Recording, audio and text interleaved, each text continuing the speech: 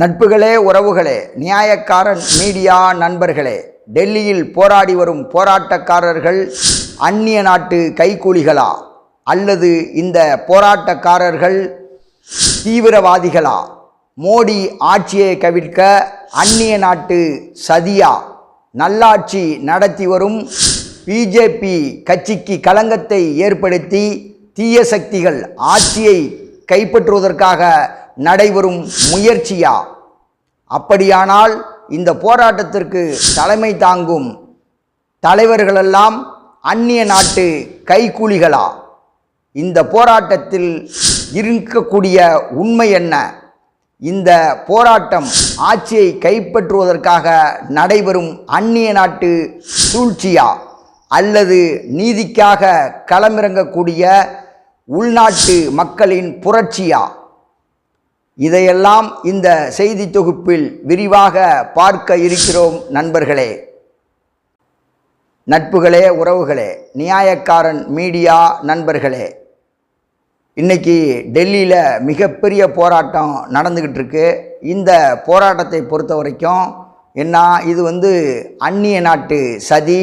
மோடி ஆட்சியை கலைப்பதற்கு அந்நிய நாட்டிலிருந்து பெரும்பகுதி உளவுத்துறையெல்லாம் வேலை செஞ்சு இந்த போராட்டத்தை நடத்துகிறாங்க அப்படின்னு சொல்லி சில குற்றச்சாட்டுகள் வருது. அந்த குற்றச்சாட்டுகள் உண்மையா அல்லது பொய்யா, இது எந்த அளவுக்கு சாத்தியம் அப்படிங்கிறதையெல்லாம் இந்த செய்தி தொகுப்பில் நாம் விரிவாக பார்க்க இருக்கிறோம். இவங்க இந்த போராட்டம் அந்நிய நாட்டுடைய சதி. இந்த போராட்டத்தை நடத்துகிறவங்க அந்நிய நாட்டுடைய கைக்கூலிகள் அப்படின்னு சொல்லி சில குற்றச்சாட்டுகளை வைக்கிறாங்க. அவங்க ஏன் அப்படி ஒரு குற்றச்சாட்டை வைக்கிறாங்க அப்படின்னு சொன்னால், இங்கே கூடுற கூட்டம் இருக்குல்ல, இளைஞர்கள் கூட்டம், இவ்வளவு கூட்டம் திடீர்னு எப்படி கூடுனுச்சு, அதனால் சந்தேகமாக இருக்குது, அந்நிய நாட்டு சதியாக இது இருக்கலாம் அப்படின்னு சொல்கிறாங்க. ஆனால் நாம் ஒரு விஷயத்தை அவங்களுக்கு நினைவுபடுத்த வேண்டிய இருக்குது. திடீர்னு இந்த கூட்டம் கூடி இல்லை. ஏன்னா நீதிபதி சூரியகாந்த் என்னைக்கு சுமாராக ஒரு 6 மாதத்துக்கு முன்னாடி சொன்னார், வேலையற்ற இளைஞர்கள் கரப்பாம்பூச்சி மாதிரி ஒட்டிக்கிட்டு இருக்கிறாங்க, அவங்க எல்லாம் வேலை வெட்டி இல்லாமல் ஊர் சுற்றிக்கிட்டு இருக்கிறாங்க அப்படின்னு சொல்லி கேலியும் கிண்டலுமாக பேசினார். அன்னையிலிருந்து இந்த கரப்பாம்பூச்சி அப்படிங்கிற இந்த கட்சி செயல்பாட்டுக்கு வந்துருச்சு. சுமாராக 6 மாதமாக இது செயல்பாட்டில் இருக்குது. இது இல்லாமல் இந்த கட்சியை உறுப்பினர்கள் அதிகமாக ஆனதுனால மத்திய கவர்மெண்ட்டே முடக்கிறதுக்கு முயற்சி பண்ணிச்சு. அதை முடக்க முடியாததுனால இந்த கட்சி மேலும் மேலும் வளர்ந்து வந்துக்கிட்டே இருக்குது. இளைஞர்கள் கூட்டம் பெருகிக்கிட்டே இருக்குது. அப்போ திடீர்னு ஒரு 6 மாதமாக நடக்குது. அதோடு மட்டுமல்ல, வெளிநாட்டில் இருந்த அபிஜித் தீப்கே உள்நாட்டுக்கு வர்றாரு, மிகப்பெரிய ஒரு போராட்டத்தை ஒருங்கிணைக்கிறாரு. இதெல்லாம் அரசுக்கு தெரியாமல் இல்லை, திடீர்னு நடந்தில்லை, ஒரு 6 மாதமாக தொடர்ந்து நடக்குது. இந்த போராட்டத்தை பொறுத்த வரைக்கும் இந்த சோனம் வாஞ்சுக் அப்படின்னு சொல்லக்கூடிய சமூக ஆர்வலர் நான் உண்ணாவிரதம் இருக்க போகிறேன், என்னுடைய கோரிக்கை இதுதான் அப்படிங்கிறது தெளிவாக சொல்லி பல நாளாக உண்ணாவிரதம் இருந்திருக்கிறாரு. அப்போது மக்கள் இதெல்லாம் தெரிஞ்சு ஒன்று கூடுறாங்க. என்ன, அரசு எதிர்பார்த்துருக்காது இவ்வளோ பேர் ஒன்று கூடுவாங்க அப்படின்னு. அதே சமயம் அவங்க எதிர்பார்ப்பை மீறி லட்சக்கணக்கான இளைஞர்கள் ஒன்று கூடிட்டாங்க. அப்படிங்கிறது தான் இப்போ பிஜேபிக்கு இருக்கிற சிக்கலாக இருக்குது. அதனால் கூட்டம் கூடுது, இது அந்நிய நாட்டு சதி அப்படின்னு சொல்கிறதுக்கெலாம் ஒன்றும் கிடையாது. அடுத்தது இன்னும் ஒரு முக்கியமான ஒரு விஷயத்தை வைக்கிறாங்க. என்னன்னு சொன்னால், உலக அளவில் நாச வேலைகளை நடத்துறதுக்காக மோடி கவர்மெண்ட்டை நீக்கிறதுக்காக இந்த வேலை நடக்குது. இதில் வெளிநாட்டு சக்திகள், அந்நிய சக்திகள் ஈடுபட்டிருக்கலான்னு. உலகத்திலேயே ரொம்ப மற்ற நாடுகளை கெடுக்கிறது, தன்னுடைய சுயலாபத்துக்காக மற்ற நாடுகளை அழிக்கிறது. இதில் முதலிடத்தில் இருக்கிறது அமெரிக்கா, 2வது இடத்துல இருக்கிறது இஸ்ரேலு, 3வது இடத்துல இருக்கிறது இந்தியா. உலக அளவில் சொல்கிறேன். இவங்களுக்கெல்லாம் வேலையே என்ன அப்படின்னா, ஏதாவது ஒரு நாட்டை தன்னுடைய சுயநலத்துக்காக அழிக்கிறது அப்படிங்கிறது தீவிரமான நாடுகள் இதெல்லாம். இப்போது இந்தியா தனக்கு எதிராக சூழ்ச்சி செஞ்சிக்காது, அது உறுதி தானே. மோடியை நம்ம வீட்டுக்கு போயிடுவோம், ஆட்சியை இழந்துருவோம் அப்படின்னு இவராக போய் சூழ்ச்சி செய்வார். தனக்குத்தானே அப்போ சூழ்ச்சி செஞ்சிக்க மாட்டாங்க. இந்தியாவை வந்து விட்டுடுங்க இந்த பட்டியலில். அப்போ 2 நாடு தான் இதுக்கப்புறம் இருக்குது. ஒன்று இஸ்ரேலு, இன்னொன்று அமெரிக்கா. உலகத்தில் நடக்கிற அனைத்து அயோக்கியத்தனங்களுக்கும் அனைத்து திருட்டுத்தனங்களுக்கும் அழிவுகளுக்கும் பின்னால் யார் இருப்பா அப்படின்னு பார்த்தா கண்டிப்பாக அமெரிக்காவும் இஸ்ரேலும் இருக்கத்தான் செய்து. இதுதான் உலக வரலாறு. இது சம்பந்தமாக தெரிஞ்சுக்கணுன்னா உலக பொருளாதாரத்தின் அடியாள் அப்படின்னு ஜான் வெர்கிஸ் எழுதியிருக்கக்கூடிய புத்தகத்தை படிங்க. நம்மளுடைய நேயர்கள் முழு டீட்டெயில் உலகத்தில் எங்கெல்லாம் அயோக்கியத்தனம் நடந்துச்சு அப்படின்னு சொல்லி அந்த ஜான் வெர்கிஸனுடைய ஒரு வரலாறை படித்தாலே உங்களுக்கு தெரிஞ்சு போயிடும்.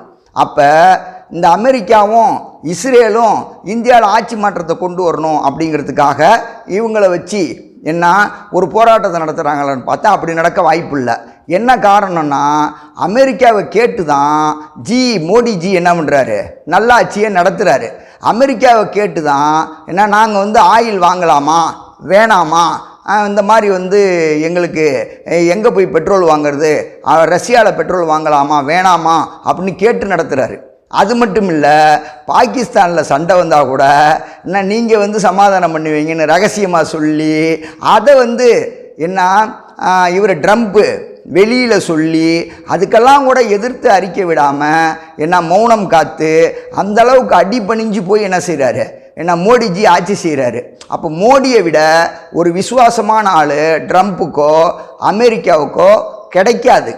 அதனால் மோடி ஆட்சி இருக்கிறது தான் அமெரிக்காவுக்கு நல்லது.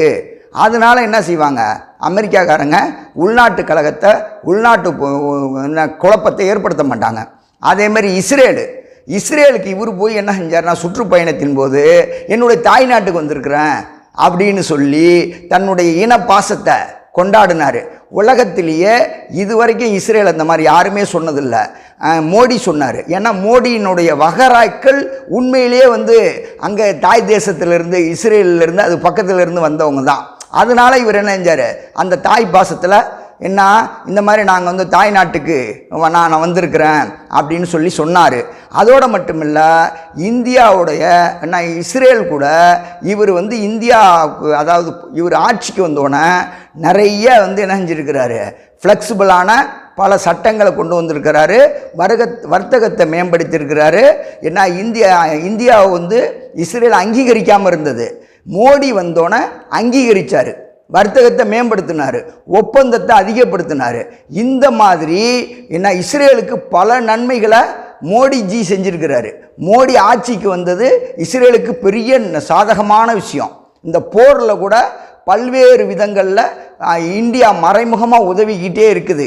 அதனால தான் இந்தியர்கள் அடிக்கடி சாகிறாங்க. அது ஒரு தனி வீடியோ போடுவோம். அந்த அளவுக்கு இவர் என்ன செய்கிறாரு, இஸ்ரேலை ஆதரிக்கிறாரு. இந்தியாவுடைய வெளியுறவு கொள்கைக்கு எதிராகவே இவங்க என்ன செய்கிறாங்க, இஸ்ரேலை ஆதரிக்கிறாங்க. அப்போ இஸ்ரேல் வந்து என்ன செய்யாது, மோடியுடைய ஆட்சியை அகற்றணும்னு நினைக்காது இல்லையா. அப்போ அமெரிக்காவும் விசுவாசமான ஆள், அதனால் அவரை விட்டுருப்பா, அவர் ஆட்சி செய்யட்டும், மோடிஜியே நமக்கு இருக்கட்டும், இதை விட வேறு ஆள் இருந்தால் நல்லா இருக்காது அப்படின்னு சொல்லி மோடிஜியோடைய ஆட்சியை கலைக்காமல் இருப்பாங்க. அதே மாதிரி நம்ம இஸ்ரேலிருந்து நமக்கு ஆதரவான ஆட்சி தான்ப்பா இருக்குது, அதை போய் என்ன செய்யாதீங்க, கலைக்கிறதுக்கான ஒரு வேலையை நம்ம பார்க்கக்கூடாது அப்படிங்கிறதுல தெளிவாக இருப்பாங்க. ஏன்னா இவர் மோடிஜி விசுவாசமான ஆள். சரி, இந்தியா தனக்கு தானே என்ன செஞ்சிக்காது, சூழ்ச்சியை செஞ்சு ஆட்சியை கலைக்காது. சரி, அப்படின்னு சொன்னால் வேறு எப்படி தான் இது நடக்கும் அப்படின்னா, நாம் வந்து உண்மையிலேயே வரலாறை பார்க்க போனால் பல்வேறு விதத்தில் வரலாறுகள் ஒரு உண்மையை சொல்லிக்கிட்டே வருது. எங்கெல்லாம் அடக்குமுறை அதிகமாகுதோ, எங்கெல்லாம் வந்து லஞ்ச லாவணியம் அதிகமாகுதோ, எங்கெல்லாம் ஒடுக்குமுறை அதிகமாகுதோ, எங்கெல்லாம் வேலையில்லா திண்டாட்டங்கள் அதிகமாகுதோ, அந்த இடங்களில் பூரா தன்னெழுச்சியான போராட்டம் வந்து தன்னெழுச்சி அது ஒரு புரட்சியாக மாறி ஆட்சி மாற்றம் நடந்திருக்கு. ரஷ்யாவில் அப்படி தான் மன்னராட்சியை ஒழிச்சாங்க, ஜார் வம்சம் அப்படி தான் அழிஞ்சது. அதே மாதிரி பங்களாதேஷில் பார்த்திங்கன்னா இதே மாதிரி வேலையில்லா திண்டாட்டம், இதே மாதிரி பசி பட்டினி ஊழல், தன்னை அதாவது வந்து அரசாங்க காசை கணக்கின்றி செலவு பண்ணி ஆடம்பரத்துக்காக அழிக்கிறது, இந்த மாதிரி இருந்துச்சு. அங்கேயும் புரட்சி வந்துச்சு. அதே மாதிரி இலங்கையில் பார்த்திங்கன்னா ஒரே குடும்பம் பல வருஷமாக ஆட்சியை நடத்தினாங்க. மக்களுடைய பணத்தை கண்ணாப்புண்ணான்னு சாப்பிட்டாங்க. அதனால் அங்கேயும் என்ன செஞ்சிச்சு, புரட்சி வந்துச்சு.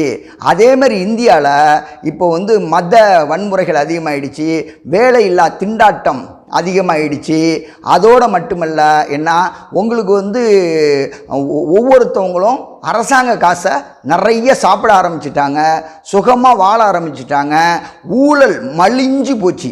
எந்த அளவுக்கு மலிஞ்சு போச்சுன்னா, என்ன ராமர் கோயில் உண்டியலில் போடுறதையும் ராமருக்காக கடவுளுக்காக கொடுக்கக்கூடிய காணிக்கைகளையும் பல்லாயிரம் கோடி ரூபா ஊழல் செய்கிற அளவுக்கு ஊழல் மலிஞ்சு போச்சு. அதனால் விவசாயத்தை கெடுத்து குட்டிச்சவர் ஆக்கி வச்சுருக்கிறாங்க, தொழிலை கெடுத்து குட்டிச்சவர் ஆக்கி வச்சுருக்கிறாங்க. அப்போது இந்தியாவில் உள்ள மக்கள் பூரா பெரும் கோபத்தில் இருக்கிறாங்க. அதனால் கண்டிப்பாக தன்னெழுச்சியாக இந்த போராட்டம் நடக்குது. அதோடு மட்டுமல்ல, இன்னொரு காரணத்தினாலேயும் புரட்சி வரும், மக்கள் ஒன்று கூடுவாங்க, போராட்டம் வெடிக்கும். எப்போ அப்படின்னு கேட்டால், ஒரு நாட்டில் எதிர்கட்சி சரியில்லைன்னு வச்சிங்களேன், அப்போது தன்னெழுச்சியான ஒரு கூட்டம் வரும். ஏன்னா அந்த கூட்டம் வந்து என்ன செய்யும், மிகப்பெரிய அளவில் ஒரு பெரிய ஆட்சி மாற்றத்தை ஏற்படுத்தும் அப்படிங்கிறது வரலாறு. இப்போ எதிர்கட்சி உறுதியாக இல்லைன்னு வச்சிங்களேன், இப்போ உதாரணத்துக்கு காங்கிரஸ் ஏதாவது ஒரு முக்கிய பிரச்சனையை பேசுதா? இன்னைக்கு இந்த காக்ரோச் ஜனதா பார்ட்டி பேசக்கூடிய விஷயத்தை எல்லாம் காங்கிரஸ் பேசியிருக்கணும். இந்த 10 வருஷத்தில் கடுமையாக போராடி இருக்கணும். என்ன போராடிச்சா? எங்கேயோ ஒரு அறிக்கை விடும், எப்போவோ ஒரு பொதுக்கூட்டம் நடத்தும். என்ன இந்த மாதிரி தான் செய்யுமே தவிர, ஒரு அநீதிக்கு எதிராக, ஒரு வந்து தீமைக்கு எதிராக, சமூக நீதிக்கு ஆதரவாக தொடர்ந்து குரல் கொடுத்து தொடர்ந்து போராடணும்ல, அந்த மாதிரி என்ன செய்யாது, காங்கிரஸ் போராடாது. அதனால் எல்லா பக்கத்துலேயுமே காங்கிரஸ் மேலே மிகப்பெரிய அதிருப்தி இருக்குது. என்ன அவங்க வந்து ஒரு மத்தியில் இருக்கக்கூடிய ஒரு கட்சி மாநில கட்சிகளை வளர விட மாட்டேங்கிறாங்க. அப்போ வளர விடாதனால கட்சிகளுக்கு பூரா அதிருப்தி இருக்குது. அதே மாதிரி விவசாயிகளுக்கு ஆதரவாக போராடவே மாட்டேங்கிறாங்க. அதனால் விவசாயிகளுக்கு மத்தியிலையும் காங்கிரஸ் மேலே மிகப்பெரிய அதிருப்தி இருக்குது. அதே மாதிரி இளைஞர்களுக்கு மத்தியில் வேலைவாய்ப்புக்கு ஆதரவாக போராடுறது கிடையாது. அதனால் இளைஞர்கள் மத்தியிலையும் காங்கிரஸுக்கு கெட்ட பேர். என்ன இப்படி ஒவ்வொரு இடத்துலையும் காங்கிரஸ் கெட்ட பேர் வச்சுருக்கு, கெட்ட பேர் வாங்கி வச்சுருக்கு.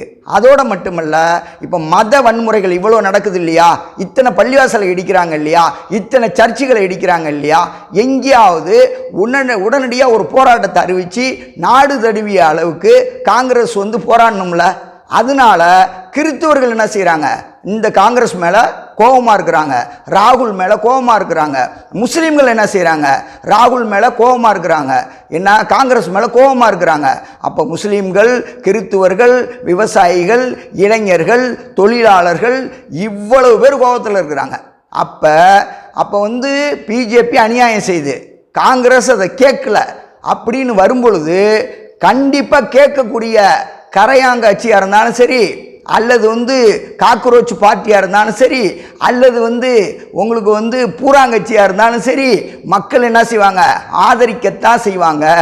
ஏன்னா அநீதிக்கு எதிராக ஒன்று திரளக்கூடிய, கொதித்து எழக்கூடிய தலைவர்களை மக்கள் கண்டிப்பாக அங்கீகரிப்பாங்க. அப்படி தான் இந்த காக்ரோச் ஜனதா பார்ட்டியையும் மக்கள் ஆதரிக்கிறாங்க. அப்படிங்கிறது தான் மக்களுக்கு தேவையான விஷயம். என்ன அடிப்படை என்ன வாழ்க்கைக்கு சம்மந்தப்பட்ட விஷயம், நாட்டையே நாசமாக்கக்கூடிய விஷயத்தை எதிர்த்து இன்றைக்கி இவங்க போராடுறாங்க. அதனால் இவங்களுடைய போராட்டத்தில் பங்கு கொள்ளணும். முடிந்தவர்கள் டெல்லிக்கே போய் என்ன செய்யணும், இவங்களுடைய போராட்டத்தை அங்கீகரிக்கணும். முடியாதவர்கள் என்ன அந்த போராட்டம் சரிதான் அப்படின்னு ஆதரவு குரல் எழுப்பி தமிழ்நாட்டிலேயே போராடணும். அதுவும் முடியாதவர்கள் இந்த மாதிரி பகிரங்கமாக பிரச்சாரம் பண்ணி அவங்க கோரிக்கை நியாயமானது, ஏன்னா ஜேசிபியோட கோரிக்கை, காக்ரோச் ஜனதா பார்ட்டியினுடைய கோரிக்கை சரியானது அப்படிங்கிற நியாயத்துக்காக நம்மளுடைய குரல்கள் ஓங்கி ஒலிக்கணும். இது எந்த விதத்திலேயும் அந்நிய நாட்டு சதி கிடையாது.